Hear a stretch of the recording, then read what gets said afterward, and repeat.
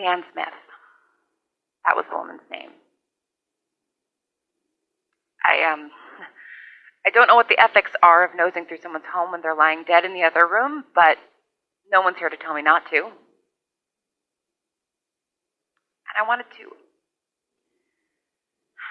I guess I wanted to know something about her. I wanted to know if there was some connection, I guess. Because it would lend some kind of sense to all of this, right? Harry and I both being alive still, that makes sense. We were together when whatever happened, and we were intentionally hiding from the world at the time. If something, swept through civilization, we were isolated from it. Mrs. Smith here, well, she was isolated too, I guess. She lived all the way out here, in the middle of nowhere, by herself. At least, I think she lived by herself. I found a sack of old mail that I guess she must have kept this whole time for sentimental reasons. I get that. I think I would have done the same if I'd been living at my own address. And the mail was only ever addressed to her. If someone else lived here, there's no evidence of them. And a woman who kept mail from 6 years ago would have almost certainly kept traces of whoever she lived with. But there are photos. Photos of her with a man, her husband maybe, and then eventually with kids.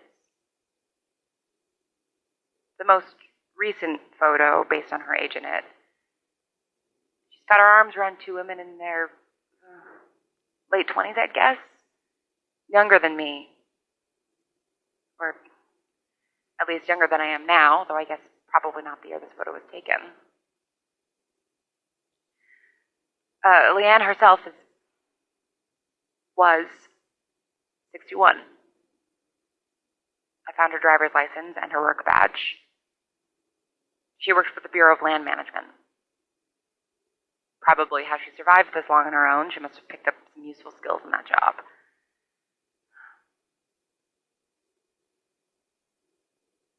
She had an interesting job, a husband at some point, and 2 daughters, if I'm interpreting all the photos correctly. Granddaughters, I think, or something like it, based off a letter she got.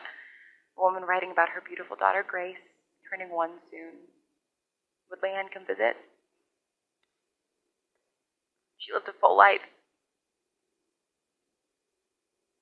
Fuller than mine in a lot of respects. Sure, I've had excitement and variety, but never... She really does look peaceful now.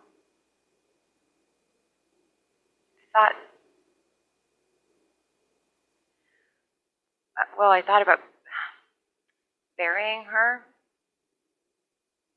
giving her a proper rest, but I don't want to move her. Not when she seems to be resting just fine already. I wish I knew anything about what she believed in. I would have liked to, I don't know, pray or say words or sing, no matter how tone deaf. Something to show that that someone was here. That someone knows she's gone. Someone will remember her.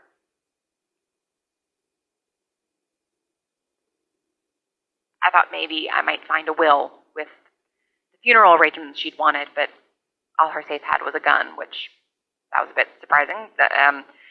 And what looked like an engagement ring and a stack of cash, none of which is particularly useful to me now. At least I got to break a lock more intricate than one on the front door of a house. It wasn't a very good safe, but it kept me occupied for nearly a minute. That's something.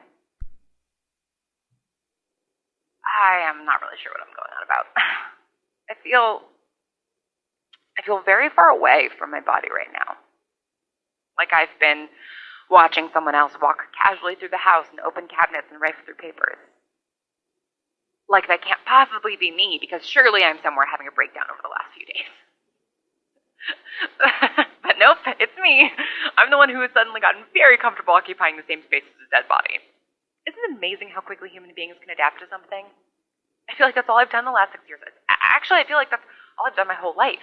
Adapt, adapt, adapt. The great adapter, that's me. Why wouldn't I adapt to this new reality that other people did survive, but that I don't get to talk to them? It's just another piece of information, and information is neutral, easy to digest.